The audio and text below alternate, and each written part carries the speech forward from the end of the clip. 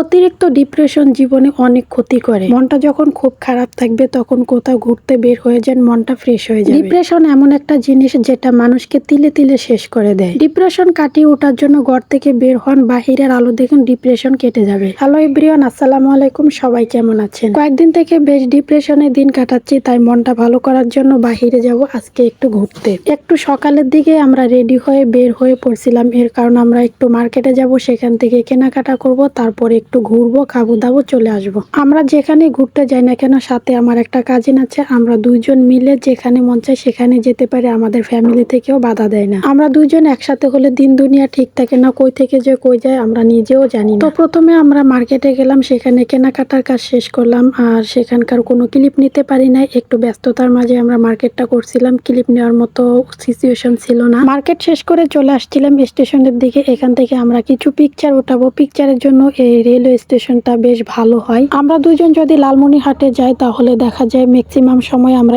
স্টেশনে কিছুক্ষণ সময় হলো টাইম স্পেন্ড করে তারপর আমরা বাড়িতে আসি। স্টেশনটা আমার কাছে অনেক বেশি ভালো লাগে, এই জন্য এখানে যাওয়া। দুপুরের দিকে স্টেশনে গেলে বেশ ভালো লাগে, তখন দেখা যায় 3টা ট্রেনে একসাথে আসে, এই জন্য আর কি বেশি ভালো লাগে, জমজমাট থাকে। তো আমাদের যেতে একটু লেট হয়েছিল, কারণ মার্কেটে একটু কেনাকাটা করতে করতে আমাদের সময় চলে যায়। আর সেখানে যাওয়ার পর দেখি অলরেডি সব ট্রেনে চলে গেছে, তো আমরা একদমই ফাঁকা হয়েছে। তো কি হয়েছে, ভিডিও করতে তো আর কোনো বাধা নেই, তাই না? ভিডিও তো অবশ্যই আমাদের করতে হবে, আর সেটার জন্যই যাওয়া। যেহেতু ব্লগিং এর নাম দিয়েছি, তাহলে তো সব জায়গায় ক্যামেরা অন থাকবে, এটাই স্বাভাবিক। যেখানে যাওয়া হবে সেখানেই ক্যামেরা অন করতে হবে। আগে ভাবতাম যারা ব্লগিং করে তারা মনে খুব সহজে টাকা ইনকাম করে ফেলতে পারে, এখন দেখি যে আসলে এটা একদমই ভুল ধারণা। যারা ব্লগিং করে তাদেরও কিন্তু পর্যাপ্ত পরিমাণে পরিশ্রম করতে হয়। একটা ভিডিও শুট করা থেকে শুরু করে ভিডিও এডিটিং প্লাস অন্যান্য কাজগুলো করা, সব মিলিয়ে কিন্তু পর্যাপ্ত পরিমাণে সময় দিতে হয়, সেটা এখন আমি নিজের ক্ষেত্রেও বুঝতে পারি। আবার তার সাথে ভয়েস দেওয়া সবচাইতে কষ্টজনক কাজ হলো, আমি মনে করি ভয়েস দেওয়া মানে বিভিন্ন কথা মিলায় বলতে অনেক পরিমাণে কষ্ট লাগে, আর কথা গুছিয়ে গুছিয়ে বলতে হয়, কথা বের করতে হয়।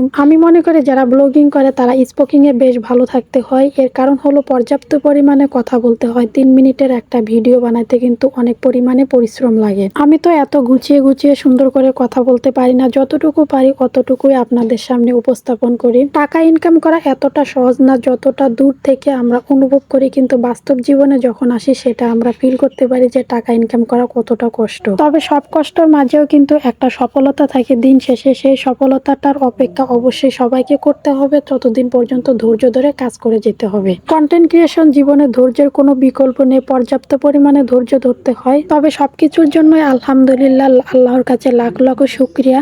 তো আজকের ভিডিওটা এ পর্যন্তই, সবাই ভালো থাকবেন, দেখা হচ্ছে নতুন কোনো ভিডিওতে। আল্লাহ হাফেজ।